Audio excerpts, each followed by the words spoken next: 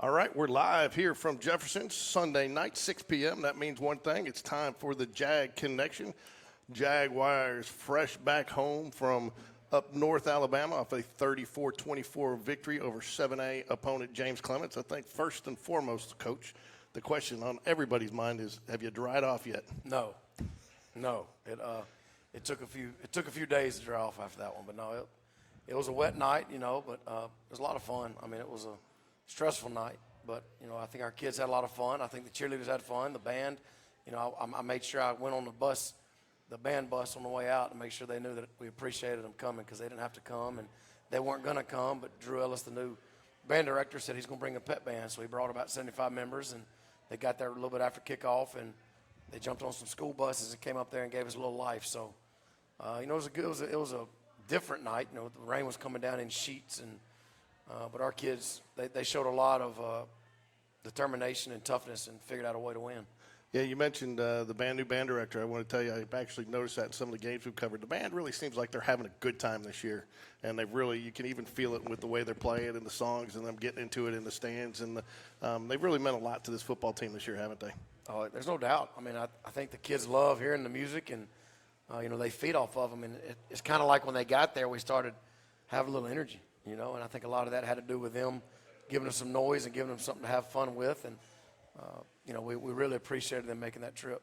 We talked a little bit about this game was as much about playing the game on the field as it was about learning how to do a road trip for whenever you got to do it, either on a region opponent you got to travel to the next couple of years or hopefully the playoffs. How did the team handle the actual road trip, the pregame meal, all the things that you were looking for them to respond to? I thought everything went as planned. I mean, we were a little bit early. We were on time to Cracker Barrel, and all of our coaches did a really good job of keeping our kids in line, and the kids responded well. They acted, like they were supposed to, and we got to the stadium a little bit early. So we were ahead of the itinerary all day, which is good. But it gave our kids a chance to kind of get out there and kind of, unwind and get the lay of the land and feel the wind and feel the rain and just kind of be used to it, kind of get comfortable with it. But our parents did a great job of feeding the kids after the game, and they gave them a big steak wrap, bag of chips, and a Powerade as they got back on the bus. And it was just a lot of, when we got there, I kind of looked around and realized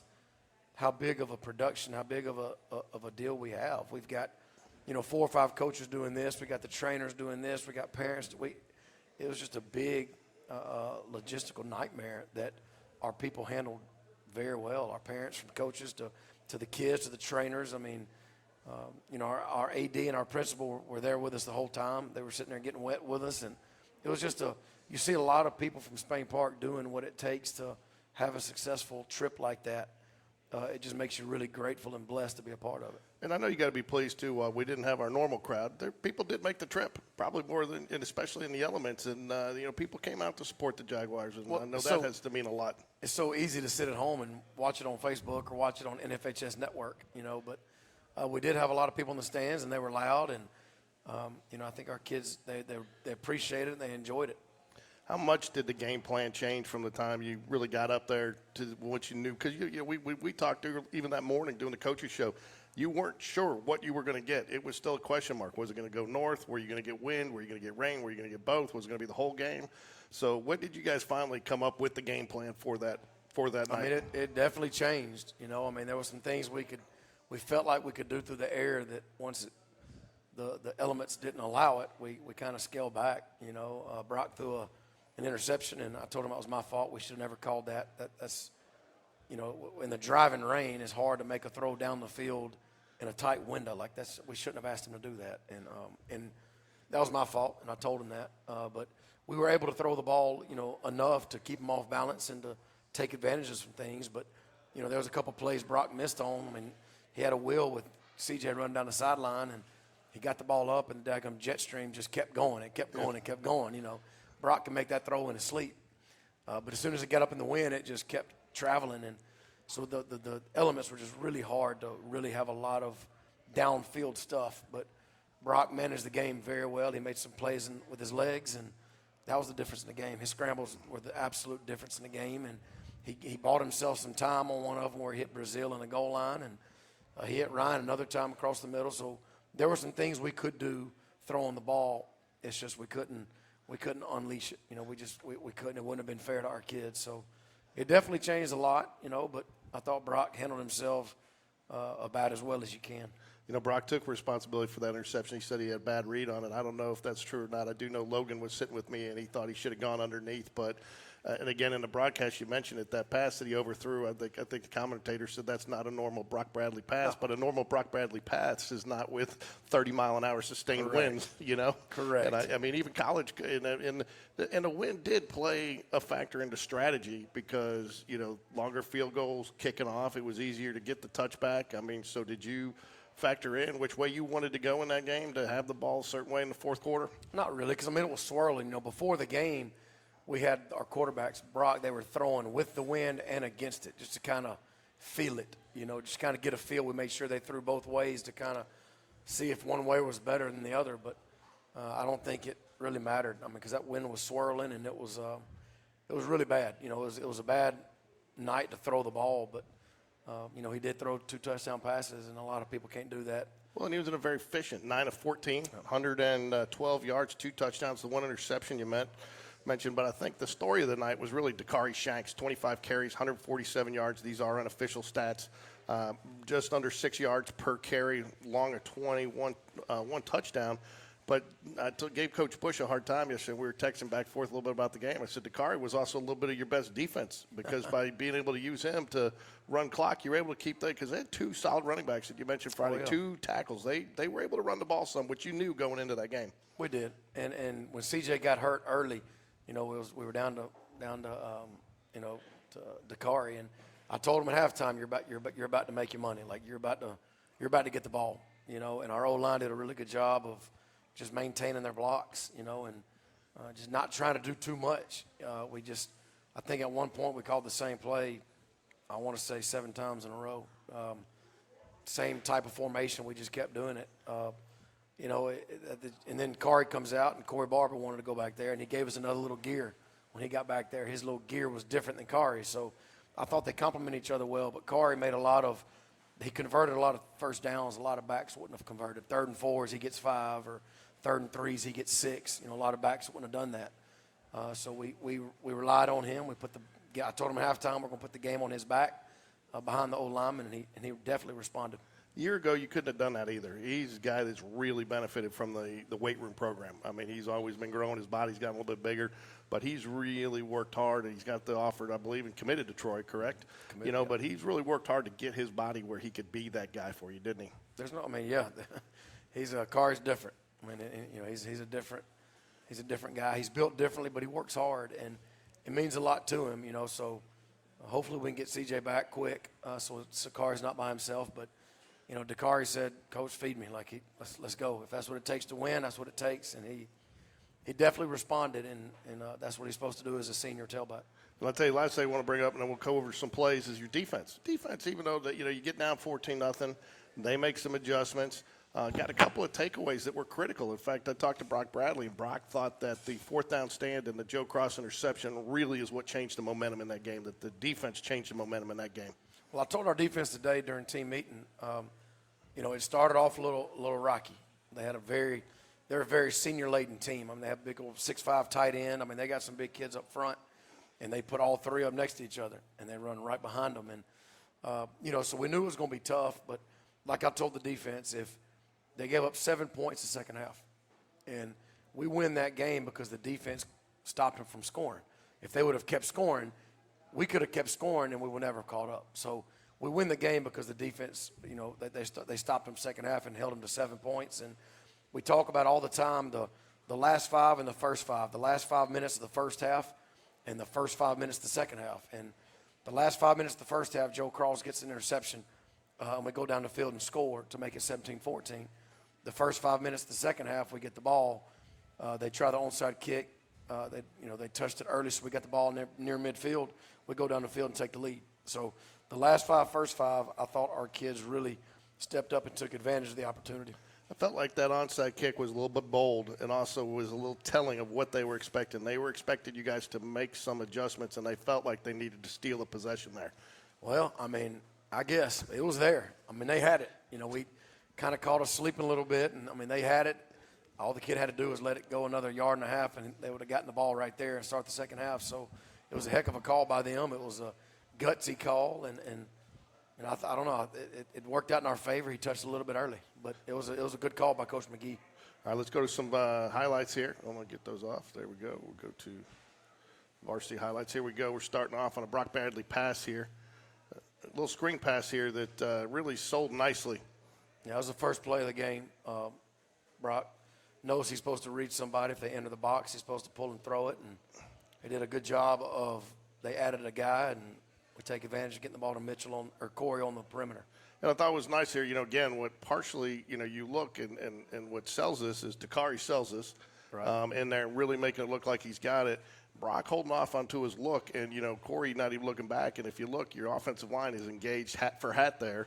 Again, it makes this an easy pitch and catch out there because he's in space, and, you're going to pick up some yards and get Corey Barber in space is, I guess, one of the things you definitely want to do. Right. I mean, he's got a lot of green grass out there. He does, and he does a good job of staying behind the line of scrimmage because he couldn't have been downfield because it would have been a illegal forward pass. All right, here we got one. Again, I think this is just a straight-up Dakari run, but, again, just a good, hard-nosed run. Picks up 8 yards right out of the gate there on, I believe, a first-down play. Yep. And, again, you got the offensive line on this. You get the end, it kicks his man out. You get the other line kind of creating an angle wall there. So he's got a nice – I mean, that's a big hole to run through. It is. And then you got the linebacker and Corey. They're going to meet in the B gap, and Corey has a really good body control where he doesn't take a lot of big shots, so he's always going to fall forward, and he keeps those legs churning, and that's a nice first down play.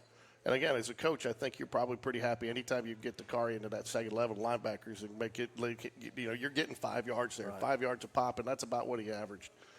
Yep.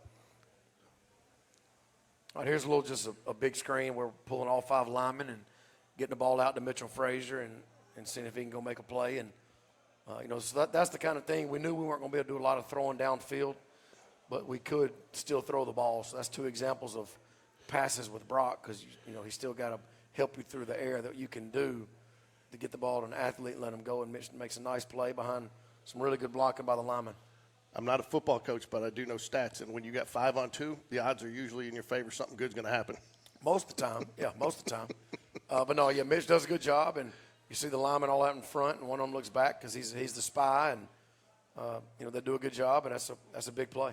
Talk about Mitchell Frazier real quick. I'm going to pause it right here. But talk about because I call him kind of a utility receiver. Mitch can do it all. He does it all for you. Yep. He throws, he blocks, he passes. I mean, he catches it.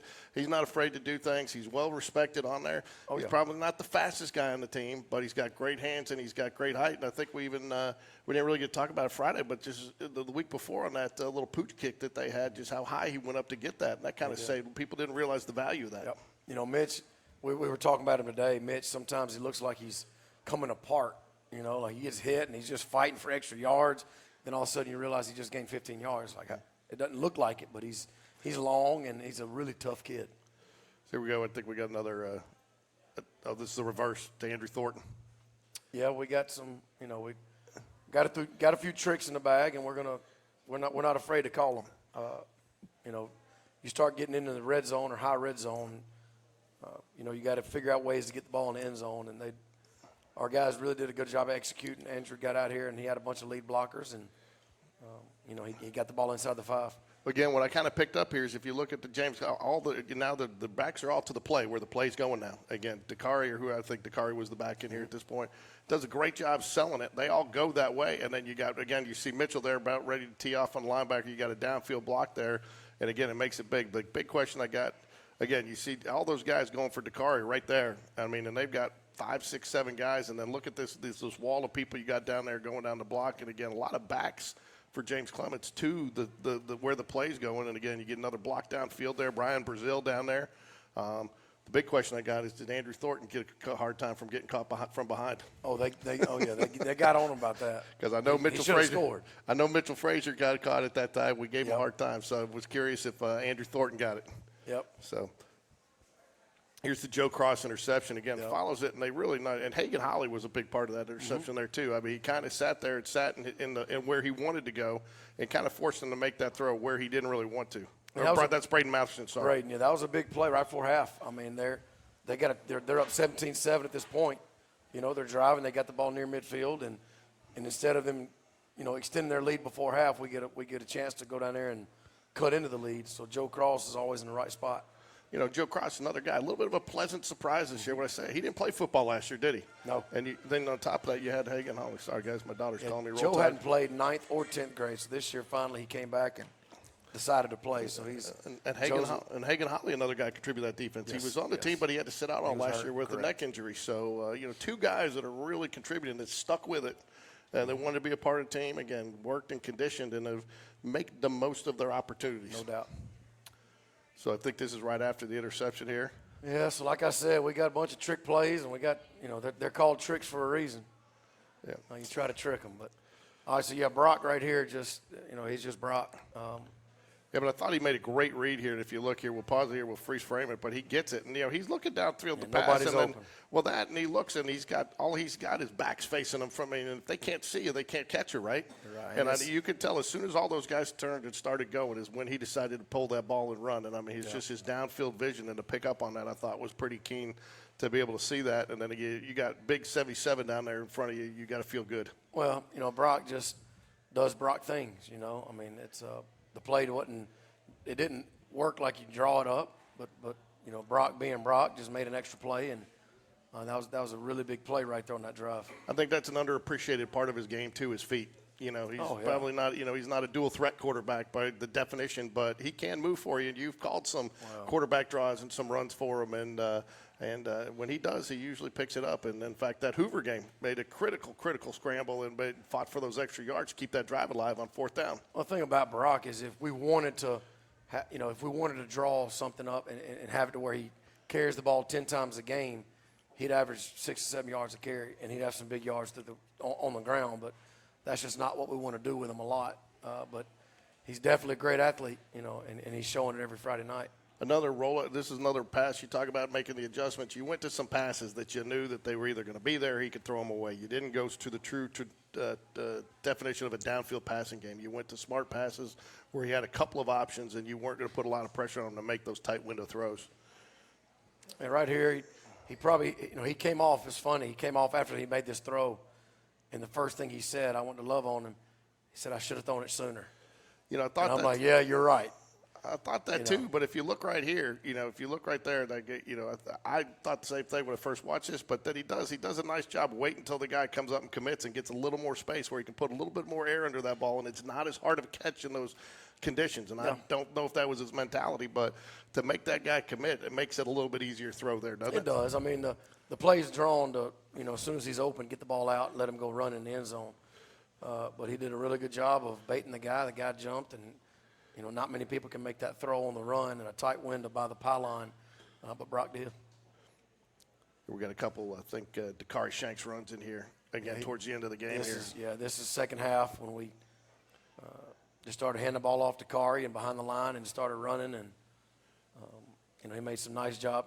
But if you look at the top of that screen, Corey Barber, that's a big block. Yeah. He goes and gets the safety, and the ball bounces all the way out behind him, and if Corey don't get that block, it's a 5-yard gain. He does get the block, and it's a much bigger play. The other thing I thought it was nice here is he does a nice job getting up into his line before he makes his cut, lets his kind of line dictate where his cut's going to go. Yep. He follows the play and then, you know, has a nice vision and then bounces this outside. And like you said, if Corey Barber brings his guy inside like he does there, you know, then again, a 5-yard game turns into a 12-yard game. You're moving the sticks, and, you know, every first down they say is about, 2 more minutes off the clock? Absolutely. Another job, that's just Corey right there. That's just him using his feet. He's got really good feet, and you know that ball shouldn't have gone for more than 3 or 4 yards. And he dances and comes in and out, and he has very good vision. You know, and just really good feet. He's hard to tackle. So again, you got a big run. I think that's Corey Barber downfield again on that blocking, all the way downfield again, sticking with his blocks. And I guess, you know, you've got a new receivers coach because we talked Friday, Coach Litton has gone down. Talk a little bit about your receivers coach this year that has taken over for Coach Litton. Yeah, because so they've done a nice job. Yeah, Matt Thompson and T.J. Simmons are the guys that handle all receivers. We got, you know, you got so many of them. You know, one guy can't coach all of them. So, you know, they both do it together. Matt Thompson, like I've said before, he's about as smart as a football coach you'll ever see. And T.J. Simmons is a younger guy, played at Alabama, played at West Virginia, and hadn't been too long removed from the game. So, they kind of balance each other out. TJ's got a great relationship with the kids, and Coach Thompson does too. They're playing at a high level right now, and it means a lot to them to block because they know if they don't block, they're not going to play. Yep. So. Well, great win on Friday night. Wasn't going to totally break this up because I don't want to give anybody bulletin board material, but 6A's done very well against the 7A opponents, including this weekend. You had Thompson lost, Hoover lost, James Clements lost. And so there was a lot of talk going this season. 6A, 7A. I mean, they're equally as competitive. I mean, really, those come down to depth on the depth chart. And so I mean, for any opponent you face, 6A, 7A is going to be top notch throughout the state. Yeah, I think the top few teams of 6A could compete in 7A. I think when you get down to it, though, I think it's depth and doing it every week. Yeah. I mean, it's just so hard to, you lose a left guard for a week, and, with your 7A, you got 3,000 kids compared to you lose a left guard and you got, 900. That's a whole other ball game. So I think just the longevity of a season, it is different, 6A, 7A, but, I mean, three of the top 10 6A schools beat three of the top 10 7A schools this week. So, there's a lot of good football around here. A lot of good football in the state, especially around Birmingham, and we're just trying to find where we fit in. Last question for you, and then we're going to bring up Coach David Spencer to talk about Monday's win over freshman win over Mountain Brook. But again, you had some questions going into this one. What was probably the biggest question that you got answered that you were pleased with? Adversity. How would we handle real adversity? And I think we talked about it today. Out of 5 of our wins, we've been losing. We've been behind at some point in the game. 4 out of those 5 wins. And this one we were down double digits. On the road, in the pouring rain, sheets of wind. I mean, it was just at a top 10 7A school, and they're on their home field. So the fact that our kids kept fighting through all of that and came back and won by 2 scores, I think it just shows that A, it means a lot to our kids, and B, they didn't panic. We just kept talking about not panicking, just keep swinging, and they did. And again, our defense stood up and quit letting them score, and offense came back and was able to score some points and make plays. Okay. Even through the elements. Well, let's bring up Coach Spencer. We'll bring you back up for the last part of the show to talk about the upcoming game against Pelham. While Coach Spencer comes up, I want to give a shout-out to some of our youth Jags that are out here today. I see at least, I think, a 6th grader. Is that right? Raise your hand. 6th grade? 7th grade. I'm sorry, 7th grade. One of our 7th grade Jags. And so coming out, I guess, after 7th and 9th. So we got a couple of our younger Jags out here wanting to join us. We got a pretty good crowd here at Jeffersons today. Want to encourage people to come out live on Sunday nights. You get some dinner. Several people are tonight, and a portion of whatever spent goes back into the Spain Park program. But I'm joined now by everybody's favorite economics teacher at Spain Park. Well, I don't know that anybody has a favorite economics teacher at any level, to be honest with you. Well, it's I don't know about favorite part for sure, but there's only 2 of us, so. And everybody gets, I wouldn't say everybody, some. Danny Spencer, David Spencer. Danny's your brother, right? Yeah. And what does he teach? Math, he's been there for, I guess, since 08. So what is that, 16 years, something like that? So, yeah. Well, Dave, you had a great win against Mountain Brook on Monday night, and I think, one of the things you and I have talked about numerous times, and, you and your entire coaching staff, you want to win on Mondays with the freshman team, but you guys really look at that as a developmental team. You're trying to develop kids to get to JV, to get to varsity, and that's your number one focus. Talk about that for a second. Well, this is it's the Spain Park football program, and so everything's got to be geared towards that. And you're gonna at times you're gonna have to play people in spots that's maybe not what they're gonna do long term, but we're trying to get them in the right spots, use the right language and vernacular and all the stuff that we're doing, so that if one of the things Coach Giangrosso used to say was the philosophy way back when he coached at Berry was if one of their younger players got hit on the sideline, got up, went and got the wrong huddle, and they called the play, he'd still know what to do. And so, little things like that, the consistency and the development of just, learning how to practice and learning, they're lifting every day or 4 days a week and going through it, understanding how to prepare and the expectation and understanding it's only going to increase. But, we're trying to get them ready to be big boys on Friday night at some point and enjoy the success and stuff that we're doing right now. But as a coach at that level too, you got to have a really open mind too, because you said get him in the right position, get him at the right level. I know as it relates to your own son, I was talking to you before the show, and just even from watching him in baseball season this year to where he's at now, he's grown, it seems like a foot from somebody who hasn't seen him.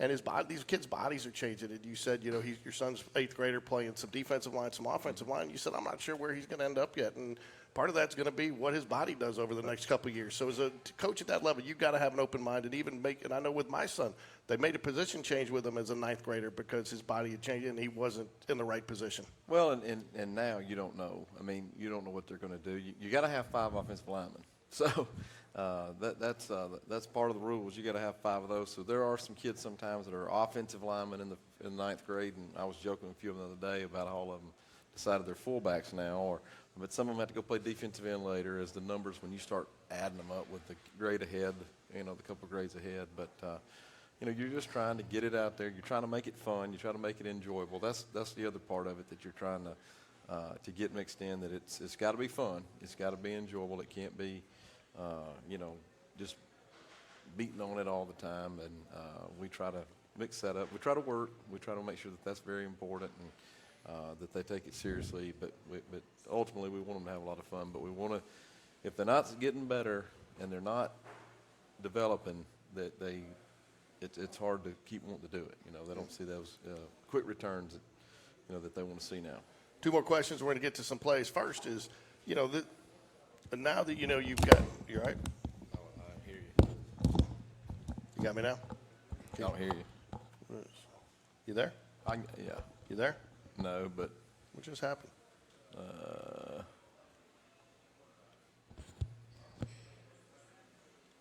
That's it. Yeah. You good? Yeah. Okay.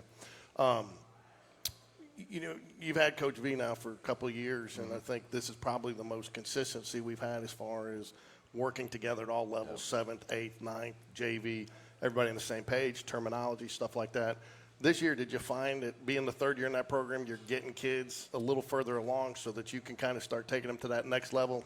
Well, yeah. I mean, some of the kids sometimes are asking me to, can we do this? Can we do that? Which is, because I do the defense, and they're always, Coach, can we line up and do this? And can we line up and do that? And then I'll kind of quiz them on it a little bit, like, well, what do you mean by that?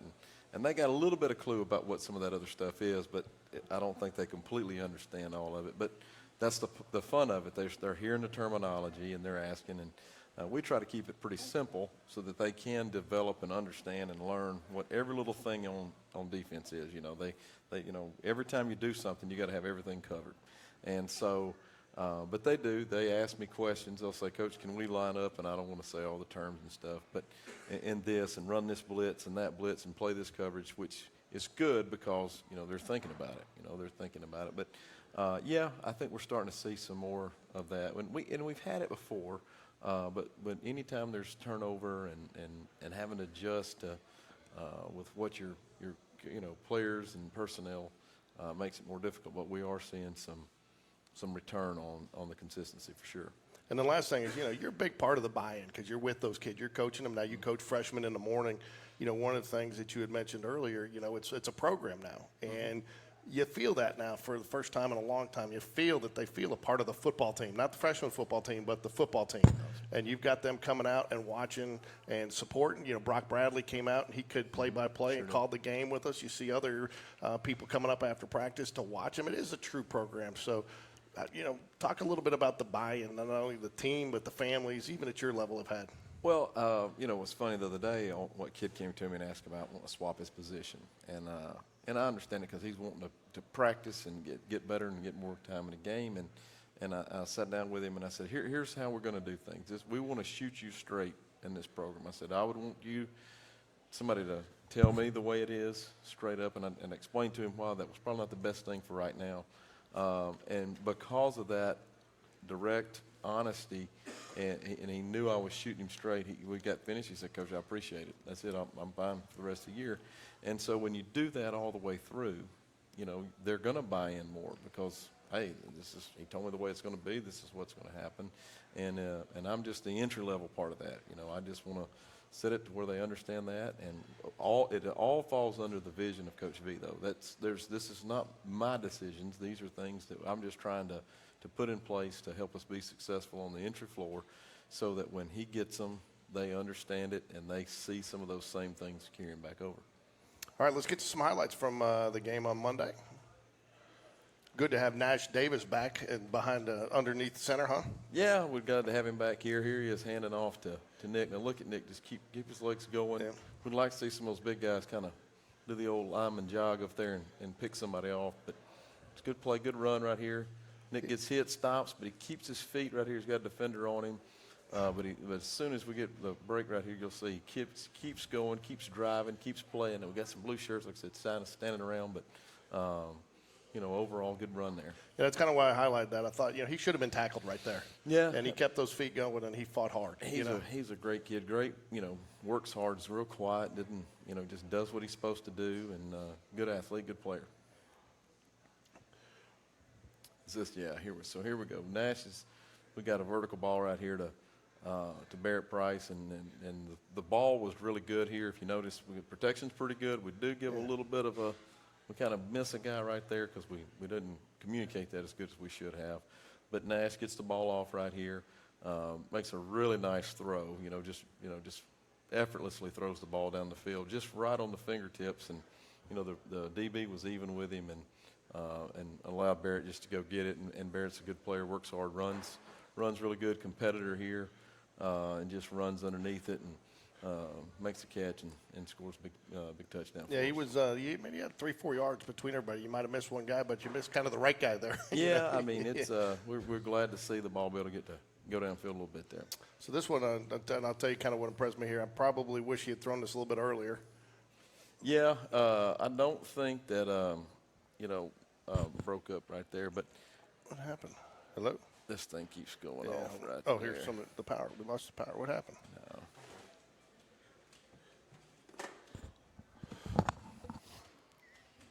Hold on a sec. Hold on. We're going to take a break for a second. We lost power here. Nash, I was fixing to take a jab at you, too, about not being very elusive. It was, did you pull the cord, Nash? I say, not going to confuse this guy's a dual threat player right here.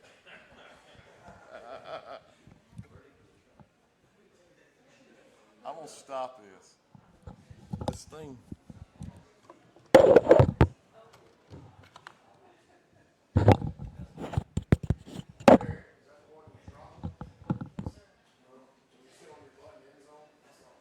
There's one.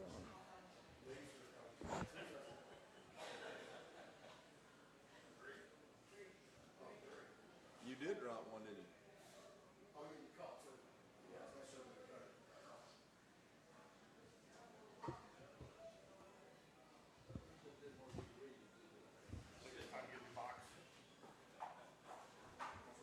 What do I need to do?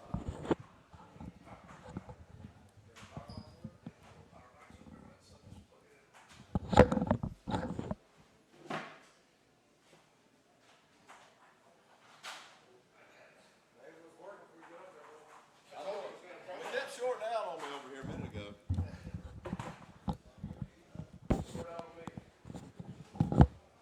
You have no hair to work the static either. I guess still got a little bit up here. Might have been it. There it is. I'll put us back where we were. Are you back? There we go. Yeah.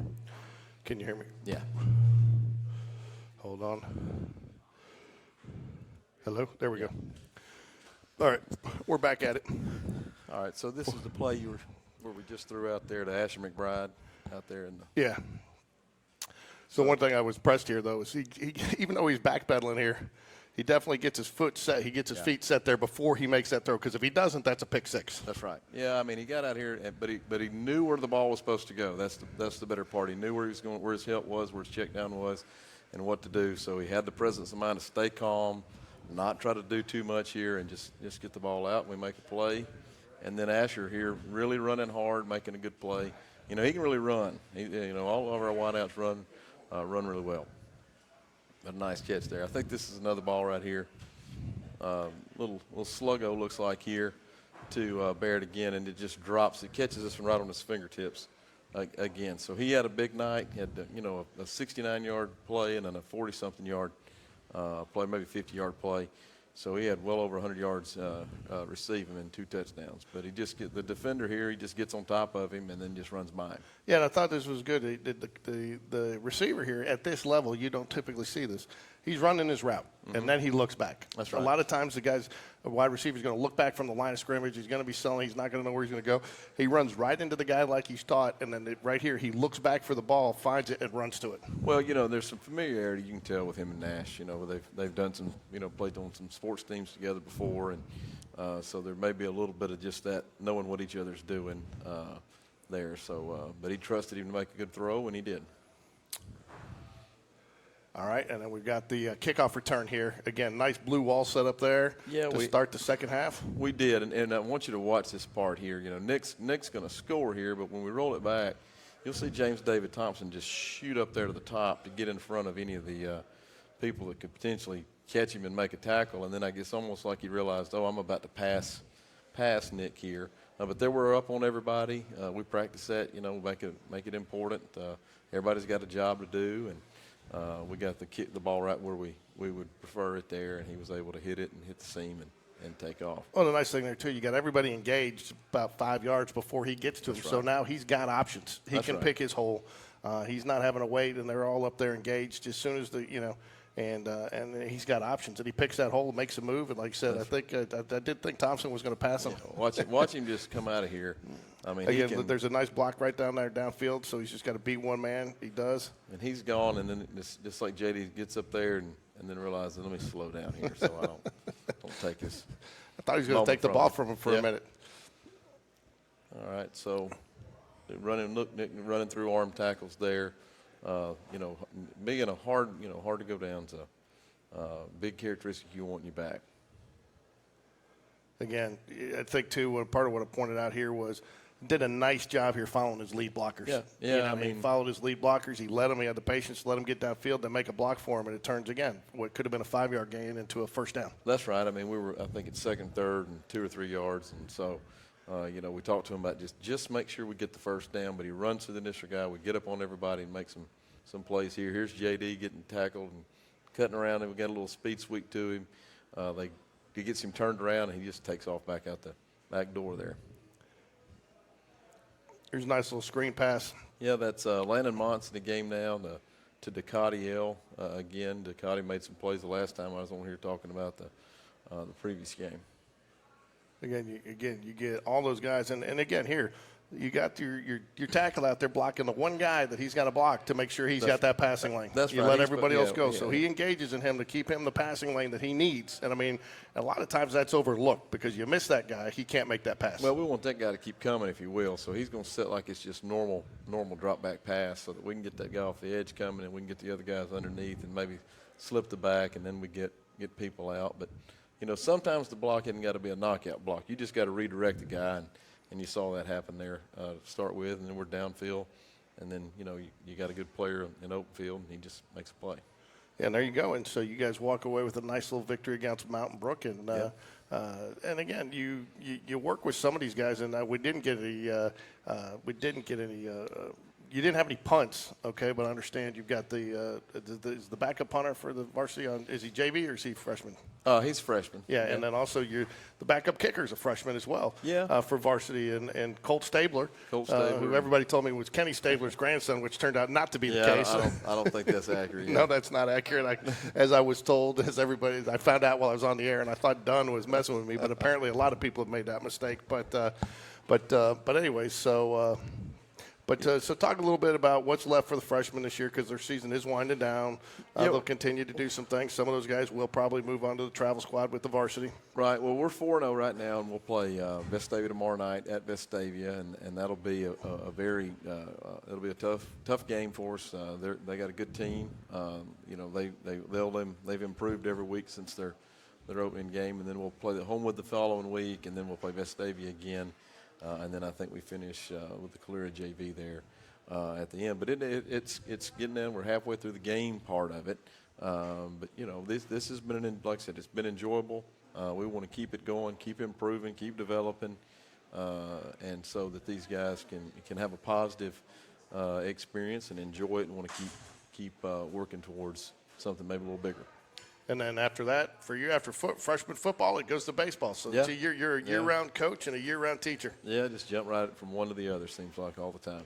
Okay, well, we want everybody to come out and watch the freshmen tomorrow night at Vestavia. And, again, it's exciting football. Last thing I got to ask for you is you've seen the game evolve over the years.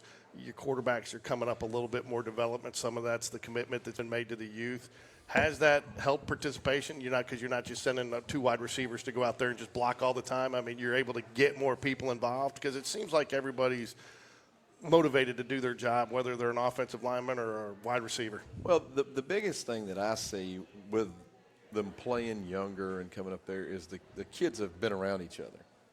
There's not really a lot of surprises sometimes. I'm not saying that, at position-wise, you can tweak people around when you start throwing it more, and this guy that's been a defensive end becomes a tight end. But you do see some changes, and they will know a little bit more about football when you start using some of the terms and referencing, tackling, and just little things that they can carry over. Now, you're always trying to improve on it and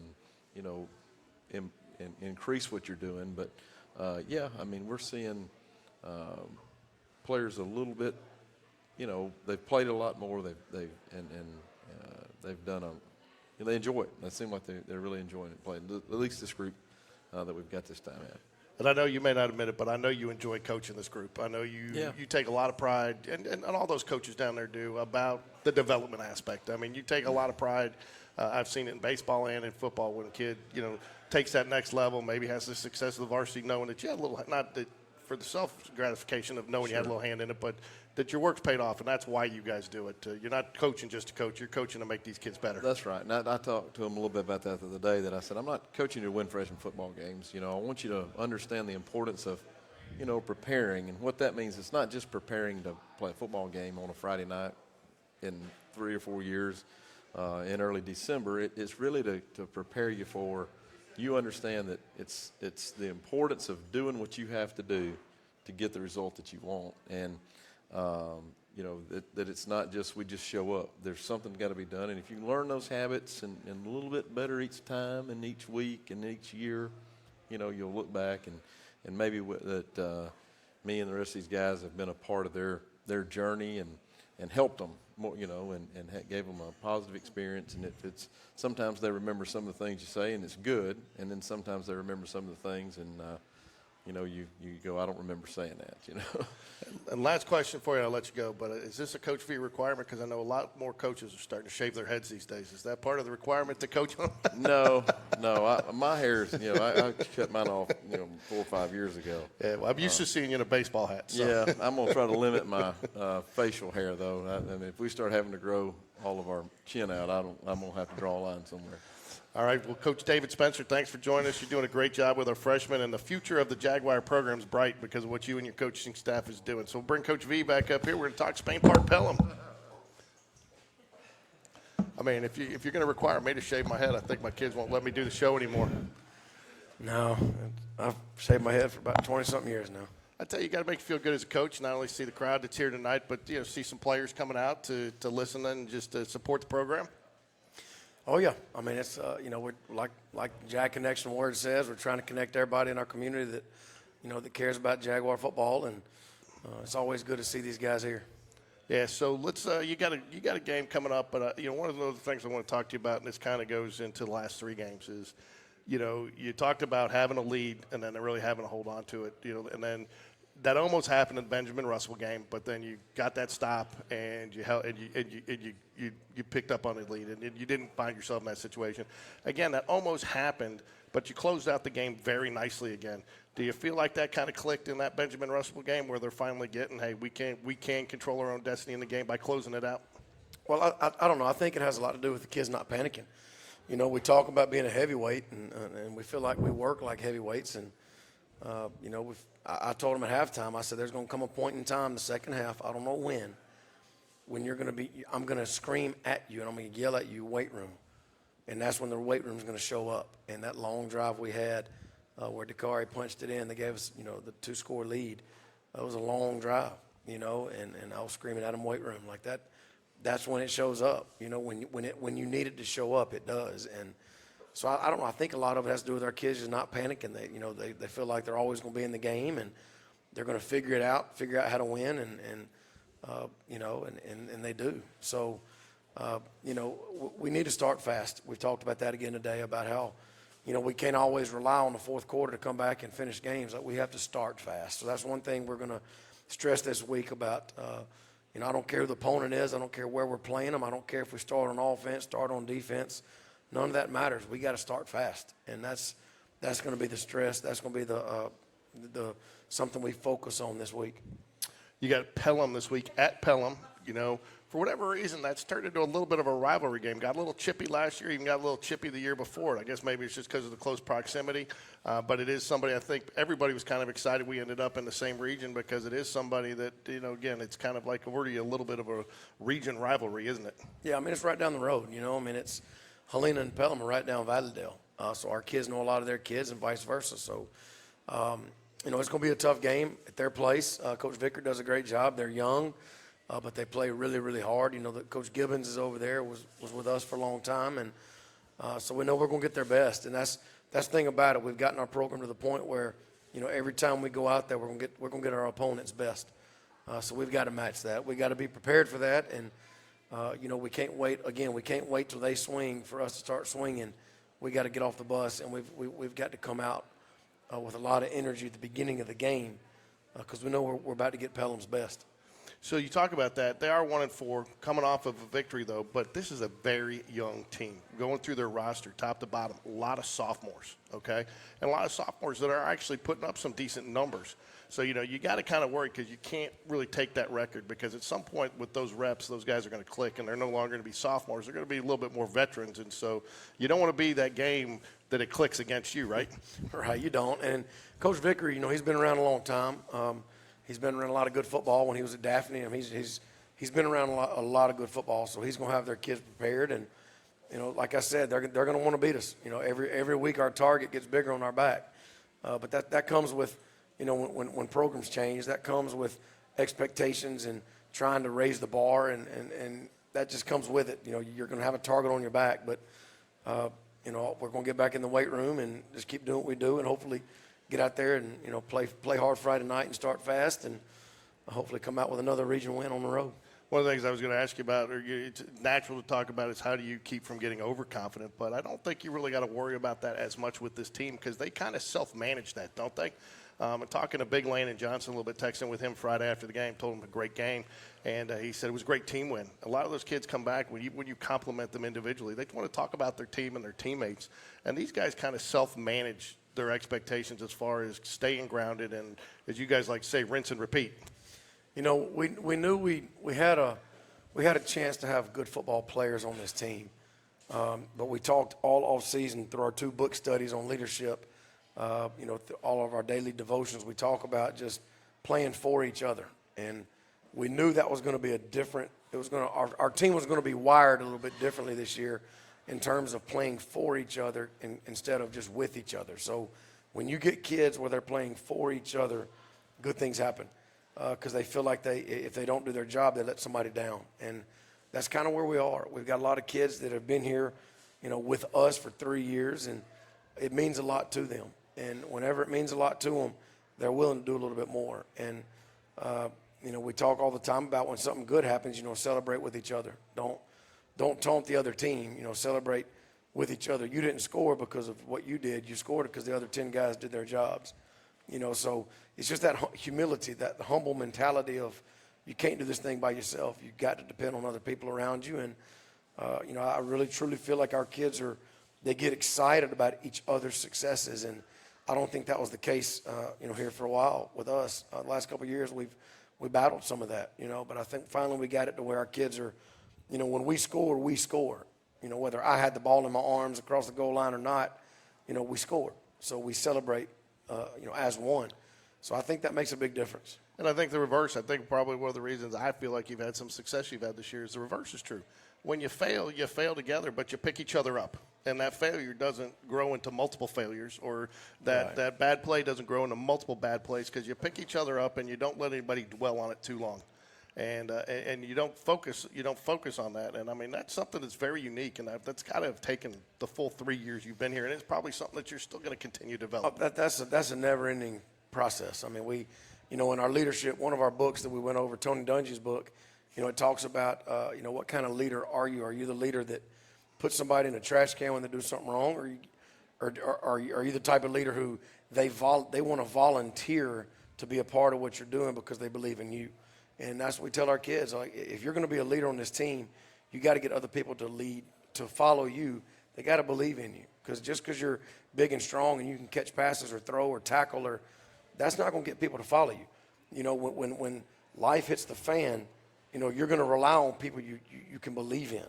And I think, the Brock Bradleys, the Hudson Reeds, the E.J. Curleys, just the guy, the Joe Crosses, the guys who just put a lot into being here, the Mitchell Frazier's, Ryan Brazil. I can go on and on about Henry Gregory's, the seniors, and the guys that have been around who are doing the right things on a day-to-day basis, Jackson Bell. When things hit the fan, you rally behind people you believe in. And it just so happens that we have a lot of kids on this team right now through their own doing that a lot of kids believe in. And it's really a fun group to coach, because it means a lot to them. And, our coach has done a great job of keeping them grounded. But, we don't talk about our successes. We don't talk about other teams. We talk about us and how we can get better. And we got back in the weight room today. We're going to get back in the weight room tomorrow and try to do this thing the right way every day. Yeah, this team's a little unique, too, in the fact that you don't have the one guy that you have to rely on, and it's even different positions from time to time. Like, again, you saw a lot more of the Henry Gregorys and the Ryan Brazils incorporated into the game plan this last week, basically. Some of that because of the elements of what you have, and you got different weapons you can go to based off of what the weather's going to be, what the teams are going to be. But those guys in the, those upbacks or fullbacks or tight ends, whatever you want to call them, because they do multiple things, they are they've really made a difference on this team this year, and it probably goes a little bit unsung. We got a running joke in the coach's office. Ryan Brazil, his touch to touchdown ratio is pretty high. He's touched the ball maybe 5-6 times, and he has 3 or 4 touchdowns. So, if you ask him, he's going to tell you he's a touchdown machine. But he's been able to make some plays, and Brock's been able to get it to him. And think about when you got Brock Bradley and Corey Barber and Mitchell Frazier, Andrew Thornton. You got guys that we feel like can make plays down the field. We feel like our line can give our running backs a chance to run. And when it's all clicking and you kind of keep people off balance, that's when you're able to find fullbacks and tight ends and get them the ball. Health-wise, what are we looking at? I know we saw the running back go down, and you probably don't know yet, but I think other than that, you came out of Friday night fairly healthy. We did. CJ's going to the doctor tomorrow to kind of, get x-rays. Everything was clear on the x-ray. Right now, we feel like it's a bone bruise, so we'll see what the doctors say tomorrow. But, after week 5, you're going to have bumps and bruises. You're going to have guys that are, battling through injuries or battling through a hurt shoulder, a sore knee or whatever. But that's part of it. But I truly feel like what we do in the weight room allows our kids to maintain themselves throughout the whole year. What are a couple things that you're looking for this week in preparation to kind of take that next step? To your point, you're midway through the season. Everybody's got some bumps and bruises. So what are we looking for preparation-wise this week to kind of take that next step as we head into Pelham? I mean, I'm not smart enough to change what we're doing. I'm not smart enough to come up with some cute slogan or cute. We're going to keep doing what we do. We rinse and repeat.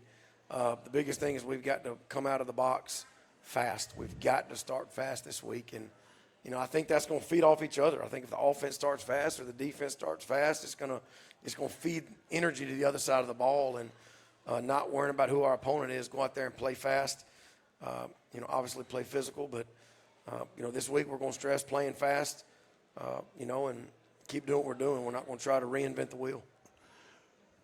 We want people out at Pelham on 7 o'clock game on Friday night at Pelham. Tickets are available on GoFan.com.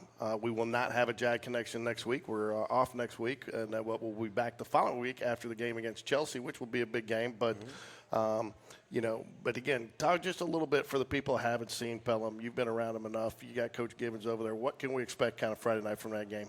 I mean, they're gonna have it schemed up. They're gonna have an offensive game plan that's gonna give their kids a chance to win, and defensively too. They got some good players. They've got a good young quarterback who can throw it around. So again, we're gonna get their best.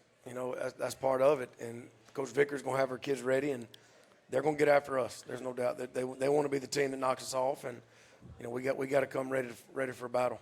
You talk about, we saw a little bit at the Alabama-Wisconsin game. They talked to Coach Fickle about, I guess, one of the coaches coached with him was on the Alabama staff. And, what does that do as an advantage? Well, you got Coach Gibbons over there who's coached with you for a number of years. Coaches move around like that. It doesn't give you a real advantage because you're going to pick up the same things you do on film. Game plans are game plans from week to week, right? I mean, at this point in the season, you're going to have some wrinkles. I think everybody has wrinkles every now and then. But, you are who you are. And there's, you can only be good at so many things. You can't just keep adding things all season and just keep changing who you are and change your DNA from week to week. You can't do that and be good at it. So, what they see on film is who we are, and vice versa. So we're going to hopefully get out there and execute and hopefully put our kids in positions to make plays. And when they get there, hopefully they make them. All right, well, ultimately the goal is to make Friday a home game for us on the road. If you travel to James Clemens, there's no excuse for you not making the travel down the road to Pelham. And I'll tell you, too, something nice. Pelham's made some nice investments. They've got some nice facilities over there. It's a good place to play. It's a good atmosphere, good quality facilities, good field and everything like that. So it's going to be a fun Friday night. So want everybody to come out and join us. You got anything else you want to add before we sign off here, Coach? I want to thank the band. I know I said it before, but I wanted to thank the band for coming, hour and 45 minutes up on Friday in some school buses. They just hopped in the buses and came, and they all had ponchos on, and they sat in the bleachers and gave us a lot of energy. So they didn't have to do that, but they did. And I wanted to thank them, thank the cheerleaders. The cheerleaders rode with us in our chartered buses, and I think they had a really good time of just being in the rain. And for some reason, they love rain. I don't. But they did. They loved it. But just a lot of people came up there Friday and, made memories. Because I think that's what this is about, making memories with your buddies. And, you're not always going to remember the plays. You're not going to remember the schemes or the passes. But you're going to have memories. And hopefully we can keep giving these kids positive memories while they're with us and hopefully win a lot of games in the meantime. But, yes, we need a lot of people down the road on Pelham High School Friday night. And let's pack the stands and give our kids support and have a little fun. So 5-0, right?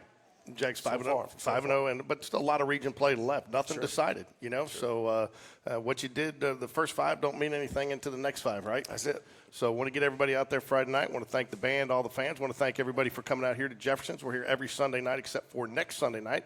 Our next show will be the Sunday after the Chelsea game. But I want to congratulate you. And last thing I'll say is that bus ride probably was a little easier coming home that wet with the wind. It was. I mean, we had a bunch of smelly feet in the aisles and wet socks hanging up everywhere, but the kids enjoyed it. I got to say our Dr. Esslinger and Josh Donaldson, our administration, did a great job of going with us, setting up the trip for us, helping us get there, and it was a nice trip. And, again, I want to give a quick shout-out to Jake Marshall and the entire crew. You just want to touch on them a little bit because, again, for those that couldn't make it, that is a tall trip, especially in the elements, people dealing with family. But Jake and his staff do a great job bringing the games every Friday night. And even if you're there, you can always go rewatch them on the Hoover Toyota site. So just really touch on Jake real quick, and then we'll sign it off here. Yeah, so Jake and Landrum, Landrum works for, he has the 3-man front show, 94.5 Jocks in the mornings, and he's the voice of the UAB football team, and they've been with me. We've been together since my first year at JO in 2013. They came in and broadcast all of our games, and we were not real good. We were 1-9, and we lost 11 games in a row. But I said we're gonna push our product out there. We're gonna push these kids out, and Jake has been giving us that type of production, a very professional production from day one in 2013, and I didn't want anybody to say, well, now y'all are producing, now y'all are putting y'all's games out there because you're winning. Why didn't y'all do it early? But we've been doing it from day one in 2013, and Jake's very professional. They handle all of it. They put it on NFHS Network.